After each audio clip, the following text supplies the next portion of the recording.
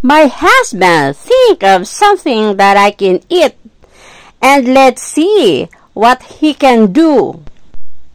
Puto cake recipe. 1/2 kilo all-purpose flour, 1 tablespoon baking powder, 1 can evaporated milk, 2 eggs, 1 tablespoon oil or butter, a small amount grated cheese, and a small amount of water.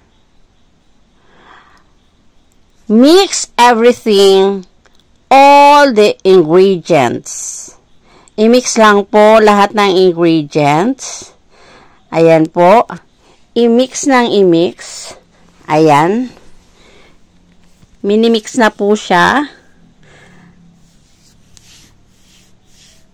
Ayan po.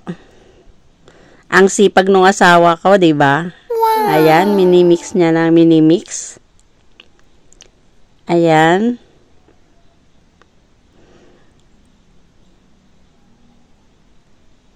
Ayan.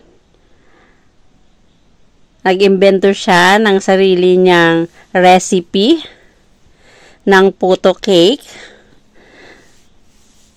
para makakain daw ako. Kasi nga, bawal sa akin ang may sugar. Ayan po. Wala po itong sugar kung mapapansin nyo. Ayan po.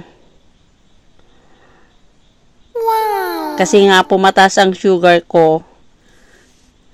Kaya bawal sa akin ang may sugar. Kaya nag-isip siya ng pwede niyang lutuin na walang sugar. So, yan ang naisip niya. I-mix ng i-mix.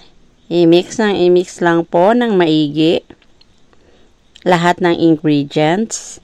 Ayan po. I-mix lang po ng i-mix yan. Hanggang maging smooth. Kung mapapansin nyo, sticky pa siya. Ayan po. Pero malapit na siya maging smooth. Ayan po. Ayan. Ayan po, smooth. Ngayon po, dahil smooth na siya, ready na siya para lutuin. Una, magpapakulo muna tayo ng tubig sa steamer. At kapag kumulo na po, ilagay yung steamer at ilagay yung mixture na ginawa natin kanina. Ayan na po yung mixture. Nilagay na po natin sa steamer. Ayan po. Ayan. Takpan po natin ng maigi. Ngayon, ayan na po. Luto na siya. Ayan. Ayan po yung itsura niya kapag luto na siya. Ayan. Tapos, ahunin na natin. Ayan. Ayan na po siya.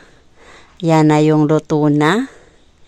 Inalis na natin sa kalan. Tapos, ayan na po siya. Ayan. Ayan po. Ayan. Nilagyan ko nga para siya, guys, ng cheese. Grated cheese. Ayan po. Ang sarap po niyan, guys. Kaya, pwede na po kayong magluto. Tara, simulan nyo na magluto, guys. Ayan. Titikman na natin.